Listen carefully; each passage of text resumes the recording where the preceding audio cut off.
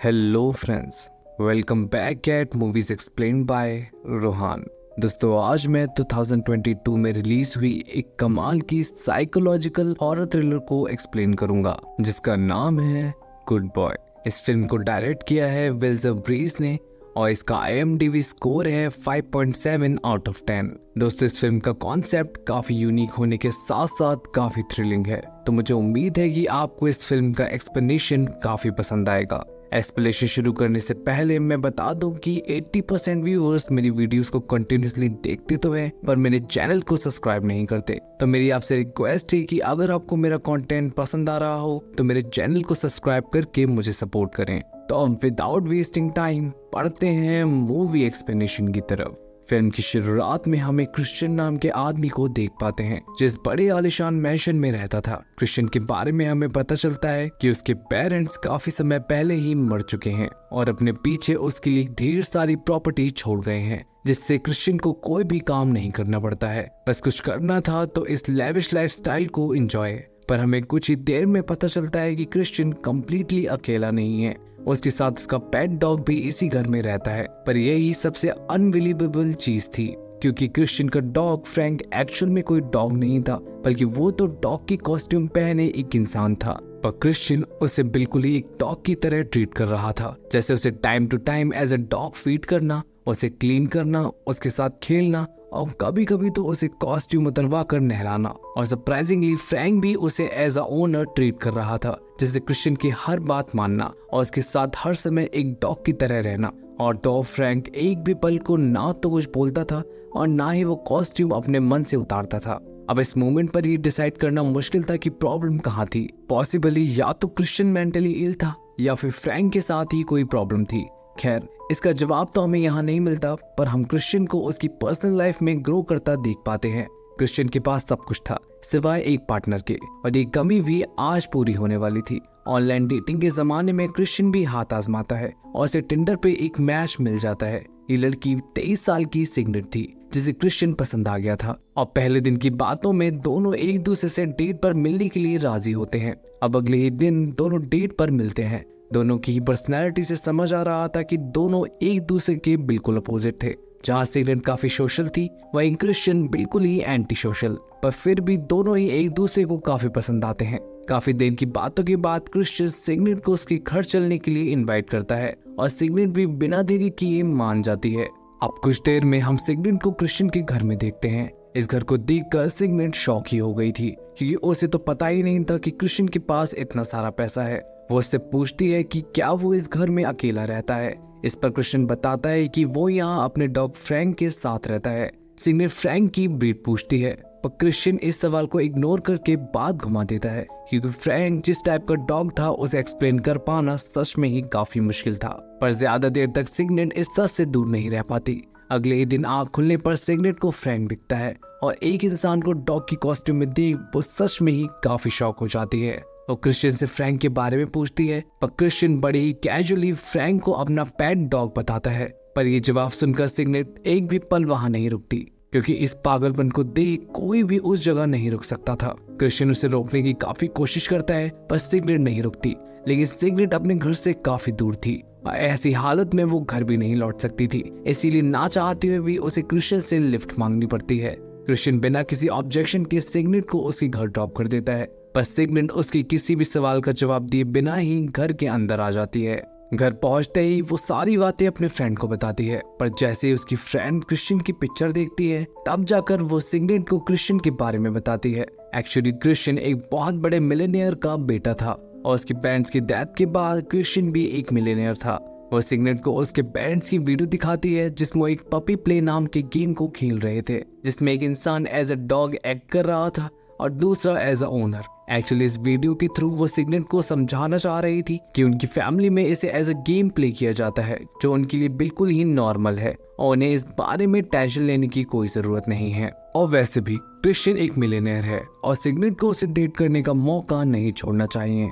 अपनी फ्रेंड की बातें सुनकर सिग्नेट भी अपना मन बदल लेती है और क्रिश्चियन को एक मौका देने का डिसाइड करती है। अब अगली शाम हम सिग्नेट को क्रिश्चियन के साथ डिनर करता हुआ देख पाते हैं। यहाँ सिगनेट क्रिश्चियन से फ्रैंक के बारे में बताने को कहती है। इस पर क्रिश्चियन बताता है कि भले ही सुनने में ही थोड़ा अजीब है, लेकिन उसके लिए फ्रैंक एक डॉगी है। फ्रैंक और वो बचपन से ही काफी अच्छे दोस्त हैं, लेकिन फ्रैंक के पास्ट में कुछ ऐसा हुआ कि उसे डॉग बनना पड़ा और उन सभी को उसे डॉग की तरह ही ट्रीट करना चाहिए। बेसिकली क्रिश्चियन की बातों से साफ पता चल रहा था कि फ्रैंक के साथ चीजें ठीक नहीं है और उन्हें भी इसे ज्यादा कॉम्प्लिकेट नहीं करना चाहिए। सिगनेट को ये बातें और फ्रैंक का बिहेवियर थोड़ा तो अजीब लगता है, पर एट लास्ट वो भी इस सिचुएशन को एज इट इज एक्सेप्ट कर लेती है। अब कुछ दिन तक तो चीजें ऐसे ही चलती रहती हैं, पर एक दिन क्रिश्चियन सिगनेट को उसके और फ्रैंक के साथ कैबिन ट्रिप पर चलने के लिए इनवाइट करता है और सरप्राइजिंगली सिगनेट भी उनके साथ आने के लिए मान जाती है।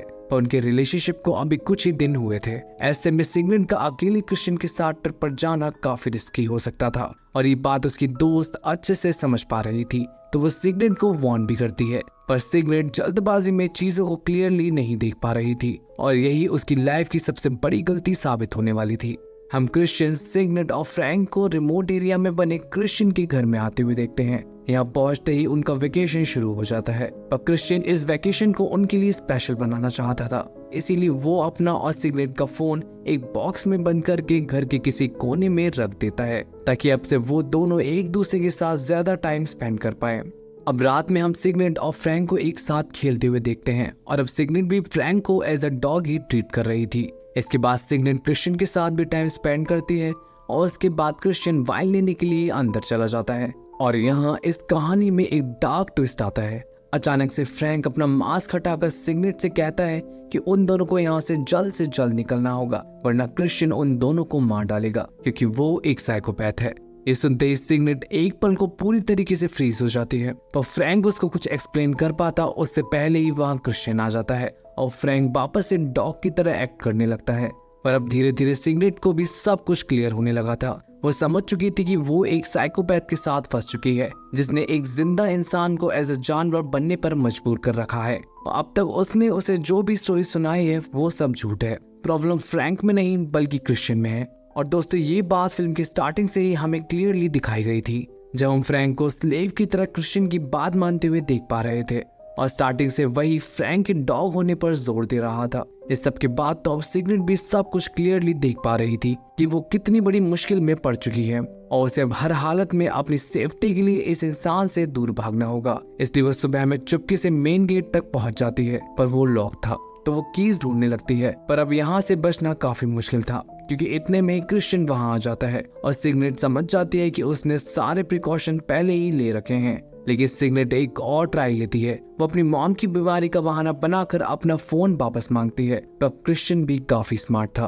वो कॉल लगाकर फोन को स्पीकर पे डाल देता है और उसे सिगनेट के झूठ के बारे में पता चल जाता है, पर वो इस पर ज्यादा ध्यान न देकर इसे इग्नोर करता है। पर सिगनेट यहीं नहीं रुकती, वो वॉक के बहाने फ्रैंक को अपने साथ ले आती है और उसे वहां से निकलने का रास्ता बताने के लिए कहती है। पर फ्रैंक उसे शांत रहने के लिए कहता है, एज उसे पता था कि क्रिश्चियन जरूर उन पर नजर बनाए होगा और सिगनेट को उसके पास आकर खेलने के लिए कहता है। और इसी बीच वो सिगनेट को बताता है कि यहाँ से निकलने का बस एक ही रास्ता है, उन्हें क्रिश्चियन को हर हालत में मारना होगा जब वो सो रहा होगा। पर सिगनेट ऐसा करने से मना कर देती है। इस पर फ्रैंक कहता है कि इसके अलावा वो और कुछ नहीं कर सकते।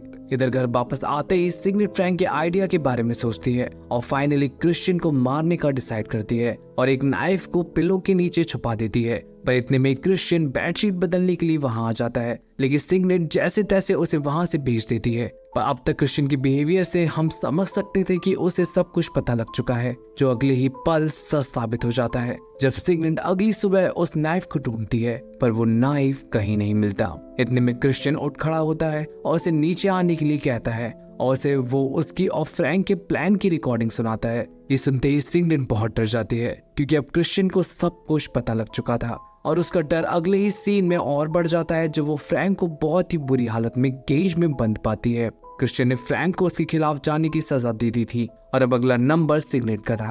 अब तक फ्रैंक की सजा खत्म हो चुकी थी, इसलिए वो उसे आजाद करने के लिए आगे हाथ बढ़ाता है। पर फ्रैंक सिगनेट को अपनी जैसी हालत में देखना नहीं चाहता था, इसीलिए वो क्रिश्चियन के हाथ पर काट लेता है और इसी मौके का फायदा उठाकर सिगनेट कीज लेकर घर से भाग जाती है। बेचारे फ्रैंक ने सिगनेट के लिए अपने आप को मुसीबत में डाल लिया था अब तक क्रिश्चियन सिगनेट के भागने से पागल हो चुका था, यानी अब उसका सारा गुस्सा फ्रैंक पर निकलने वाला था। ऊपर से फ्रैंक आज पहली बार इंसानों की तरह कुछ बोलता है, जिससे साइकोपैथ और गुस्से में आ जाता है और फ्रैंक को घसीटता हुआ आउट हाउस में ले आता है। क्रिश्चियन फ्रैंक को एक जगह बांध देता है और उसे चोक करने लगता है, और जब उससे भी उसका मन नहीं भरता तो वो उसे बहुत ही बेरहमी से मारने लगता है। इधर जंगल में सिगनेट मदद के लिए चिल्लाने लगती है, लेकिन कोई भी उसकी मदद के लिए नहीं आता, एज ये एक रिमोट एरिया था।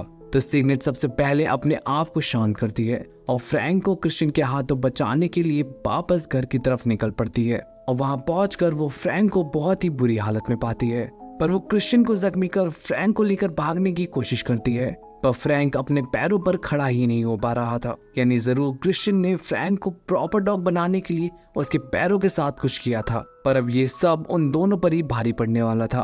क्रिश्चियन अब तक उठ खड़ा होता है और उन पर ही हमला करके उन्हें बेहोश कर देता है। एट द एंडिंग सीन हम कुछ सालों बाद का समय देखते हैं। हमें पता लगता है कि अब फ्रैंक के साथ साथ सिगनेट की भी वही हालत है। उसे भी फ्रैंक अब एज अ डॉग ट्रीट कर रहा था। पर सबसे डार्क सीक्वेंस यहाँ रिवील किया जाता है। हम एक बच्चे को देख पाते हैं जो एज अ डॉग एक्ट कर रहा था। मे बी बच्चा या तो सिगनेट और फ्रैंक का था या तो सिगनेट और क्रिश्चियन का, पर जो भी था बहुत डार्क था, क्योंकि इस बच्चे को भी क्रिश्चियन एज अ डॉग ही ट्रीट कर रहा था। यानी बच्चा भी क्रिश्चियन का पेट होगा, यानी उसका स्लेव। और इसीलिए यहाँ इस फिल्म का नाम गुड बॉय पड़ा है। जो अब ये बच्चा होगा जो बिल्कुल ही क्रिश्चियन की तरीके से जिंदगी जिएगा, परफेक्ट डॉग बनेगा। और इसी के साथ यहाँ फिल्म एंड हो जाती है। तो दोस्तों ये थी गुड बॉय फिल्म की कहानी। अगर एक्सप्लेनेशन पसंद आया हो तो इस वीडियो को लाइक करें और मेरे चैनल को सब्सक्राइब करके मुझे सपोर्ट करें। चलिए आज के लिए बस इतना ही, मिलते हैं अगली वीडियो में।